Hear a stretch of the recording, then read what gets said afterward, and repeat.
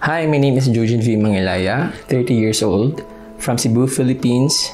I was actually diagnosed with DRTB last February 16, and I am a survivor of DRTB since December 8, 2022. Pinastart nila ako agad-agad ng DSTB medication. That time, sobrang kate. Halos lahat ng katawan ko pinapantal-pantal. Nawawalan ako ng gana kumain at saka suka ako ng suka. Nangayayat ako na from 75 kilograms down to 68. Ito na, nung sabi ko na parang hindi ko na kaya yung medication kasi unti-unti akong nangihis. Then nung nasa San Fernando kami, doon na ako inatake ng sobrang sakit ng tiyan. After 2 months of taking that DSTB medication, sinugod ako sa hospital. He advised me na bumalik muna ako sa health center na yun just to ask kung bakit naging ganun yung kalagayan ko. So nung pumunta ako sa health center na to, only to find out may discrepancy sa result. Yung nasa test result ko, MTB detected, pero rifampicin resistant pala. So supposedly, dapat ang ginawa in health center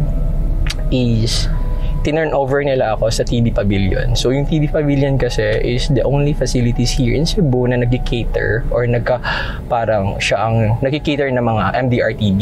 The health center admittedly na nagkamali nga talaga sila, and then nag-sorry lang sila, pero imagine mo yung cost nun sa akin, yung trauma na nangyari sa akin, parang sobra-sobra. Trust yung pinag-uusapan natin eh. Kaya medyo nasakit, sobrang pain sa akin kung babalikan ko yung mga time na yan. Kasi dahil lang sa pagkakamali mo, pwede ako mamatay dahil hindi tama yung binigyan mo sa aking gamot.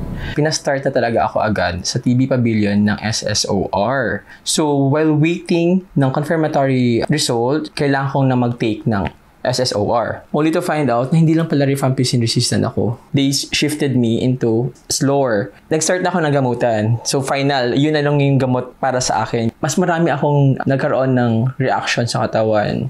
Yung pamamantal, severe pangangate. Hindi ako nakakatulog, pati yung lagnat ko. Ginagawa ko naman lahat pero talagang nadideteriorate yung katawan ko. Kasi nga, hindi okay sa akin or hindi gumagana sa akin yung iba't ibang klaseng regimens for tuberculosis. Na-convinced naman ako na mag-enroll sa new regimen or novel regimen na to with Dr. Nasai. And I started the medication right away. Last July 2022, dito mismo sa PMDT, Eversley Hospital, dito ko kinukuha yung bagong gamot for TB medication, yung novel regimen. Kumapit ako sa sinabi niya sa akin na this is good for you kasi itong new novel regimens na to, less pill, less duration, at saka less side effects. So, super light. Wala akong naramdamang pagsusuka, wala akong naramdamang hindi ako nahilo, walang paglalagnat, walang pangangate. Even the patches, skin patches na mga redness sa katawan ko, wala.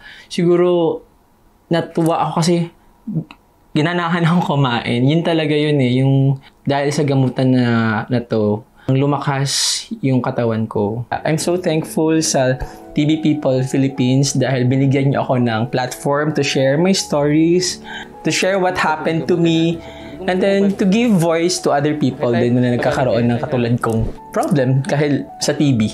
TB is a deadly disease, so face it with a deadly determination.